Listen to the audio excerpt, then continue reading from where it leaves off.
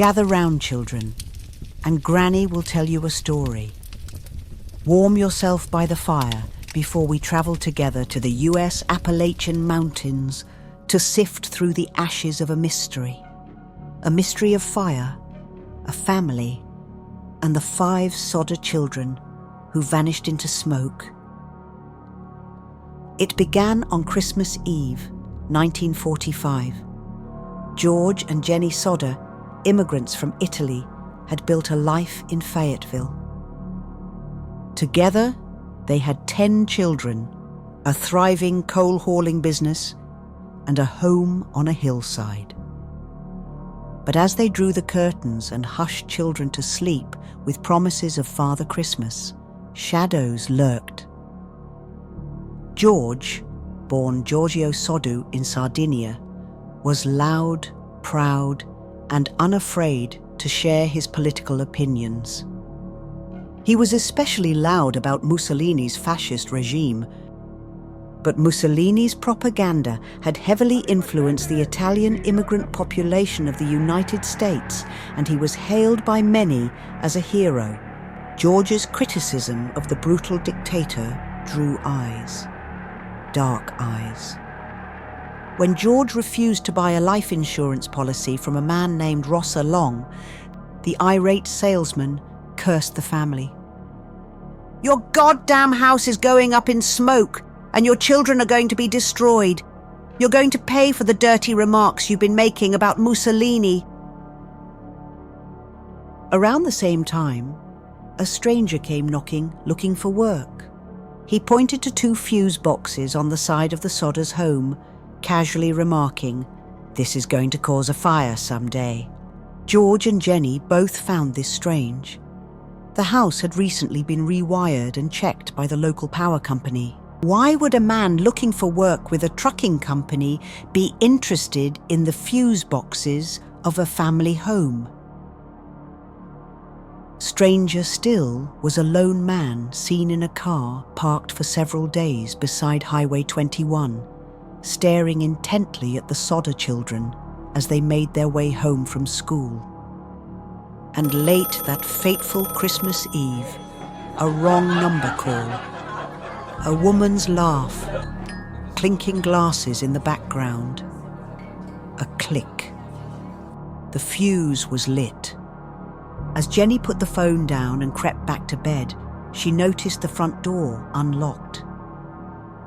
This wasn't unusual for Fayetteville in 1945, but it was unusual for the Sodder family. Jenny didn't check the children, but simply locked the door and laid her weary head on her pillow. She would never see 5 of her children again. December 24th, 1945. Midnight. A thud on the roof, followed by a rolling sound. Smoke. Panic. George and Jenny scramble, barefoot, screaming, as flames swallow the stairs to the attic. 1 child is away in the military. 9 remain.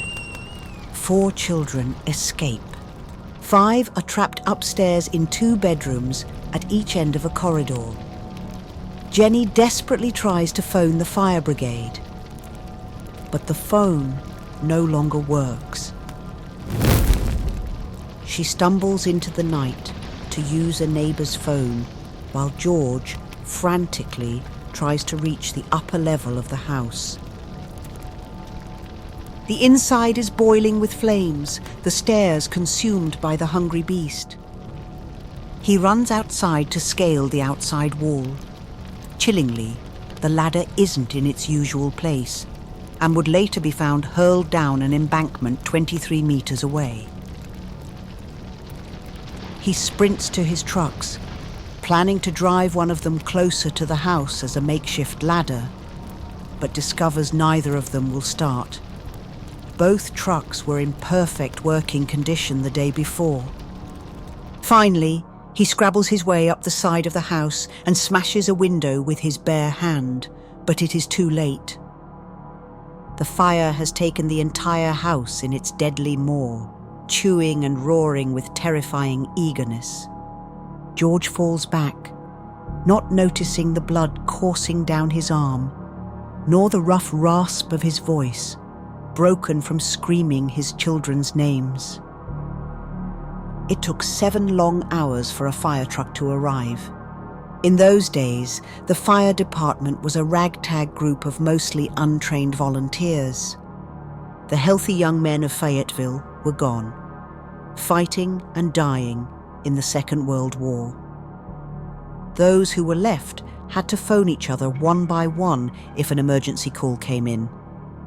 Fire Chief Morris couldn't even drive the truck and was forced to wait hours for someone who could. By the time they arrived, there was nothing left of the Sodder house except a basement full of ashes. But where were the remains of the children? A cursory inspection of the debris, the kind of inspection that would now take weeks or months, was called off after just 2 hours. Chief Morris shrugged. The bones? Ashes by now. And it's Christmas. We'll come back another day. But Jenny Sodder knew. She'd seen fire. Flesh burns, but bones remain. A crematorium worker told her that bone will still be seen after a body has been burned for 2 hours at 1090 degrees. Far longer and far hotter than a house fire. The fire was declared accidental. Faulty wiring, they said. In a rewired house? And with Rosser Long sitting on the coroner's jury. Even more disturbingly, the angry salesman had once been an employee of George's and a co-signer on the family's home insurance. Just before the fire, he secretly increased the payout. Years passed. The Sodders clawed at clues. The collection of odd moments grew larger. A telephone repairman told the Sodders that their lines appeared to have been cut, not burned. The phone line was high up on poles, right next to the power line. If the power line had been cut, the entire family would have died in fiery darkness, stumbling blindly through thick smoke. Could this have been the intent all along? Could an assassin have mistakenly cut the phone line, accidentally allowing the Sodders and 4 of their children to survive? A witness came forward claiming he saw a man at the scene taking a block and tackle used for removing car engines. Could he be the reason George's trucks refused to start?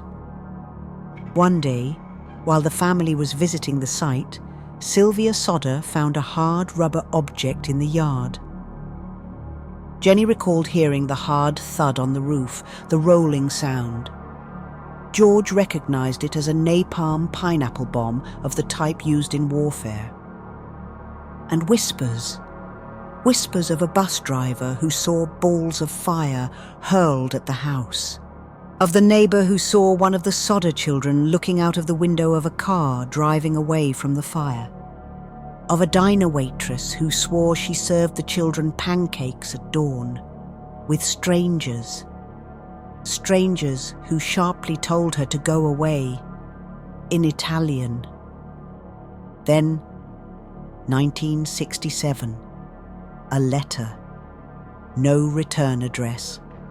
Inside, a photo, a man, face hauntingly familiar. On the back, a short note and cryptic clues.